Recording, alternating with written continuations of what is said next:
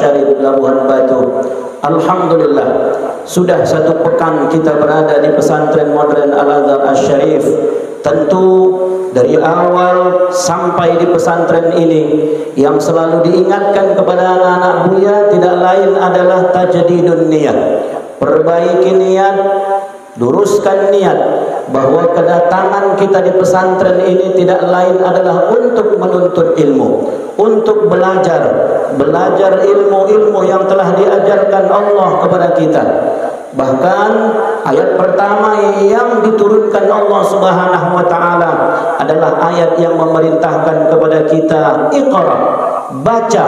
Tidak lain perintah itu adalah menyuruh kita untuk belajar dan mencari ilmu pengetahuan. Maka anak-anak Buya yang dirahmati Allah Subhanahu wa taala, setidaknya ada 3 keutamaan santri yang menuntut ilmu agama. Pertama, Allah Subhanahu wa taala akan mengangkat derajat orang-orang yang berilmu, orang-orang yang beriman, berilmu pengetahuan, beberapa derajat.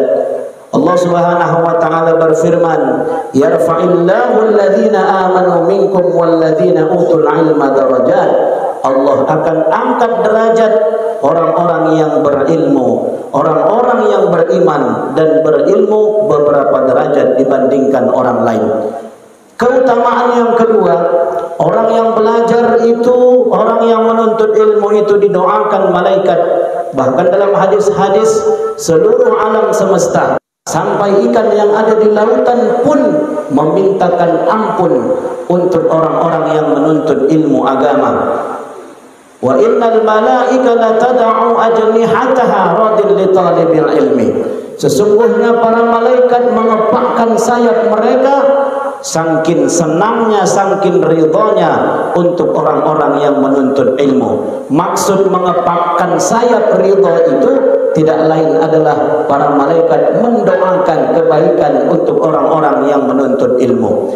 Yang ketiga, anak-anak Buya, orang yang menuntut ilmu itu dikatakan oleh Nabi sallallahu alaihi wasallam adalah sebagai seorang mujahid, seorang yang berjuang di jalan Allah Subhanahu wa taala, dan akan dimudahkan Allah jalannya menuju surga. Man kharaja fi talabil ilmi wa huwa fi sabilillah hatta yarji'a. Siapa yang keluar dari rumahnya untuk menuntut ilmu, maka dihitung sebagai orang yang sedang berjuang di jalan Allah sampai dia pulang ke rumahnya. Man salaka tariqan yaltamisu fihi ilma, sahhalallahu lahu tariqan ilal jannah. Siapa yang berjalan untuk menuntut ilmu, maka Allah akan mudahkan jalannya menuju surga. Maka anak-anak Buya yang dirahmati Allah Subhanahu wa taala, kuatkan niat, kuatkan tekad, khususnya anak-anak kami yang baru masuk santri baru pesantren modern Al-Azhar Asy-Syarif Labuhan Batu. Kuatkan tekad, kuatkan semangat bahwa kedatangan kita adalah untuk menuntut ilmu. Berpisah dengan orang tua adalah sesuatu yang menyedihkan, tetapi lebih baik kita bersakit-sakit pada hari ini, kemudian akan bersenang di hari yang akan datang. Wa man lazzatu illa ba'da ta'bi. Tidak ada kebahagiaan, kata para ulama, kecuali setelah bersakit-sakit.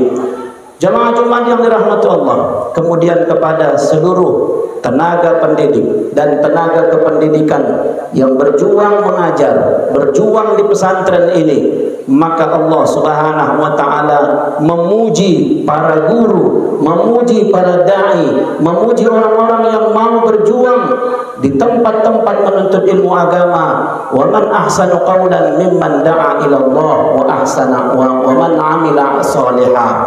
Orang yang tidak ada orang yang lebih baik ucapannya, kata Allah, kecuali orang-orang yang mengajak kepada kebaikan dan mengamalkan amalan-amalan saleh.